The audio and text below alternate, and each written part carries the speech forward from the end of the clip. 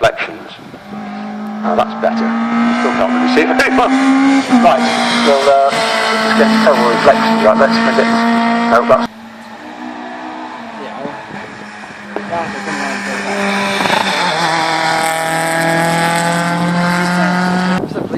There's certainly contact between those two escorts. It looks as though Mike English continued, but I don't think I saw Mike English come down again. He may have, of course, been on his third lap. At the Stoke rescue, all rallies have rescue recovery, as of course we do at race meetings, but regardless of that, we have the rescue unit just to go. But the unit there just attending, speculation, I suspect there might be broken glass, because although the windows, side windows, have to have film on them these days so that they don't actually shatter. So I'm not sure what's happened there, but we'll no doubt get a report back later on. Let's continue with our little story. Paul Swift there, now in 6th place with an excellent 5:39 for stage 3. Julian Jones and Mikey Herrick's a 5:43 in 7th place. Paul Swift and Jessica Swift with a 5:39. That's a good time. Certainly the tarmac times are a lot closer at the sharp end of the field. James Sharrett and Stuart Folds there in car 9, a 5:47, puts them in 10th place. Ashley Field and Frederick Field, who's got his full name, Fred Field, Ashley's son. I think that's the first time actually Fred's actually sat with his dad. It's only the second time actually in the new Darien. We're out at Donington a fortnight ago. They've put a good time up. They put a 5:47, same time as James Sharrock. Both in the same class as D1, which is the 2-wheel drive over 2 litre. Mike Gilman and Ian Douglas in the Cosworth 5:49. And then of course it refreshes in front of you, so it moves all the times around. Let's see if anybody sneaked in here.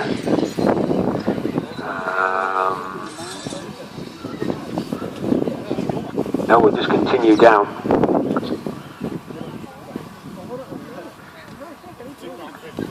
David Davis and Rich Jones, 5:56. That's in car 23. Car 10, Nigel Mummery and Fiona Scarrett, 5:54. That puts them in 14th place at the moment.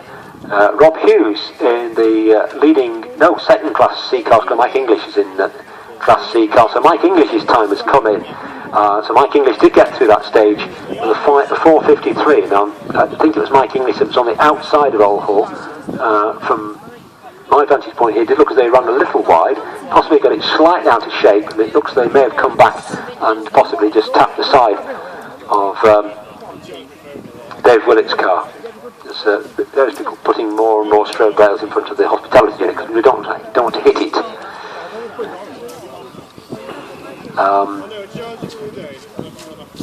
So Mike English has moved into 3rd. We say that Pete Jackson stopped on that stage for reasons unknown.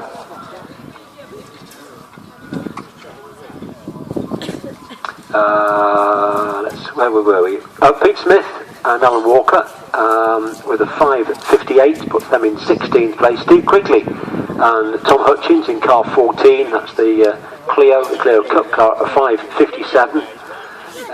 Just 1 second slower than the Vectro 6R4. Graham Bell and Russ Radford, who I think will gradually move up. That's in their escort in car 8. That's a 5:55. So they've taken a couple of seconds out of those ahead of them, but a slow time on the first stage for them. In Hucklebridge, there's another tow car going up. Maybe that's going to collect Pete Jackson. So while we've got a break here, we don't normally collect cars between stages. Yes, beg your pardon. Yes, Dave just pointed out that Mike English's time is actually 4:53, not 5:53, so 4:53. So he's cut short. So that certainly will be a stage maximum if in fact it does continue. So that one will get corrected. That's the time that's come off the clock, but it clearly is the check sheet, so the time cards come in. that will show that he's only done 2 laps rather than the 2 1/4 laps, whatever it might be. So Mike English not in 3rd place. Sorry to build your hopes up, Mike.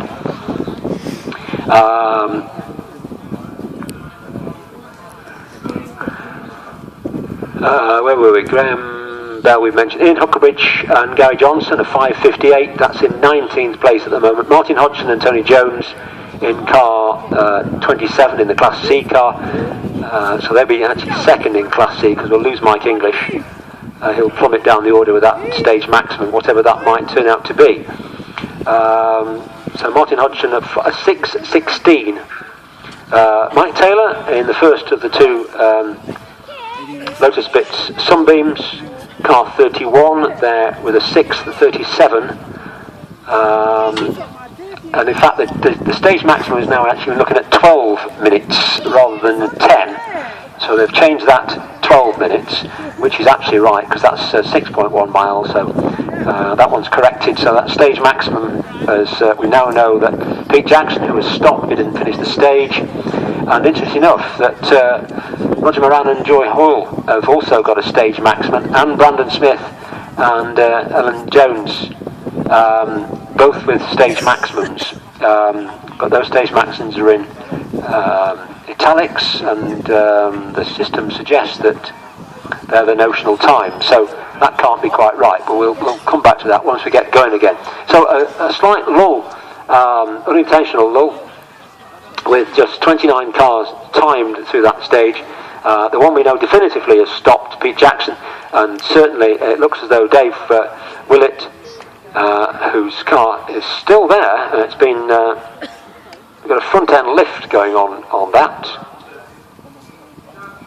So the contact would have been his near side and Mike English's offside, so it's possible that's done suspension damage.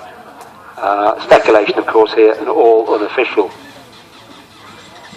But while we got this lull, a reminder of lots of other things going on. Don't forget, we have a bonfire and we have fireworks. The bonfire takes place just outside the main paddock area, where it was last year. Of course, if you weren't here last year, you think, where the heck is that?